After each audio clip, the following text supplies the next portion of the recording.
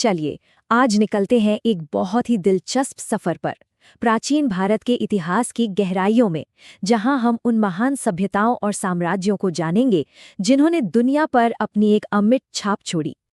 तो ये जो टाइमलाइन हम देख रहे हैं, यही है हमारा रोड मैप। ये हमें सिंधु घाटी से लेकर दक्षिण भारत के शक्तिशाली राजवंशों तक की हमारी यात्रा में गाइड करेगी। तो शुरू करते हैं। हमारी कहानी की शुरुआत होती है दुनिया की सबसे पुरानी और सबसे रहस्यमयी शहरी सभ्यताओं में से एक के साथ। जरा सोचिए, आज से लगभग 4,500 साल पहले एक इतनी विकसित सभ्यता अपने चरम पर थी, और फिर 20वीं सदी में हुई इन बड़ी खोजों ने इतिहास के इस खोए हुए पन्ने को फिर से हमारे सामने लाकर रख दिया। इन प्राचीन शहरों की इंजीनियरिंग और पब्लिक वर्क्स वाकई कमाल के थे। सड़कें एक दूसरे को 90 डिग्री के कोण पर काटती थीं, और जो विशाल स्नानागार जैसे निर्माण मिले हैं वो बताते हैं कि समाज कितना संगठित था। ये जो बड़े बड़े शहर थे ना, ये हमें बताते हैं कि वो सभ्यता कितनी ऑर्गेनाइज्ड और विविध थी। मतलब हड़प्पा में अनाज रखने के लिए बड़े बड़े गोदाम थे, तो लोथल से समुद्री व्यापार होता था।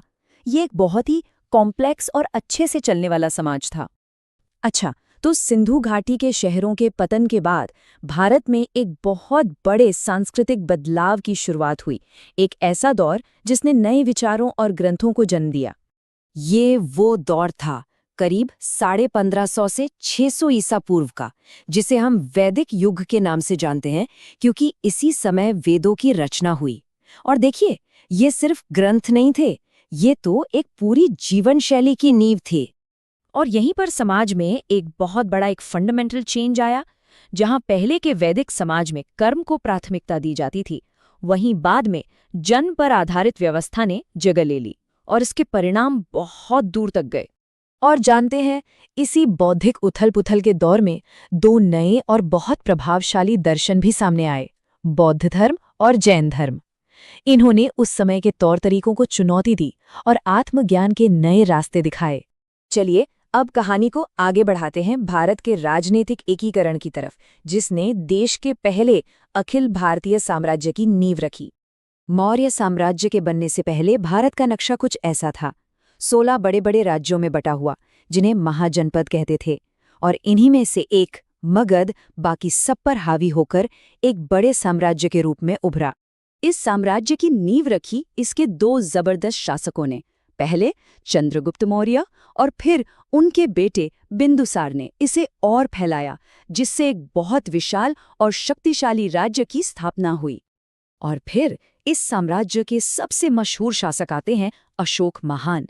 उनकी विरासत सिर्फ जीत की नहीं है, बल्कि धम्म के उनके दर्शन की है, जो नैतिक आचरण और सामाजिक जिम्मेदारी पर जोर देता है। ये शब्द 261 ईसा पूर्व में कलिंग के उस विनाशकारी युद्ध के बाद अशोक में आए गहरे बदलाव को दिखाते हैं। उस युद्ध ने उन्हें अहिंसा के रास्ते पर चलने के लिए प्रेरित किया। तो मौर्य साम्राज्य के बाद अब हम चलते हैं एक ऐसे दौर में जिसे अक्सर एक सुनहरा दौर, एक गोल्डन एज कहा जाता है। एक ऐसा युग जिसमें समृद्धि और बौद्धिक उपलब्धियां अपने शिखर पर थी।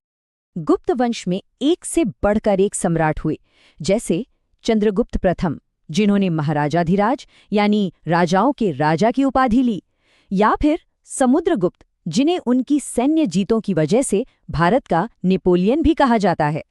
और इसी दौर में आप देखिए, साइंस, आर्ट, लिटरेचर, हर तरफ ज्ञान और क्रिएटिविटी का जैसे एक विस्फोट हुआ। शून्य की अवधारणा से लेकर कालिदास की अमर रचनाओं तक, ये सच में एक स्वर्ण युग था।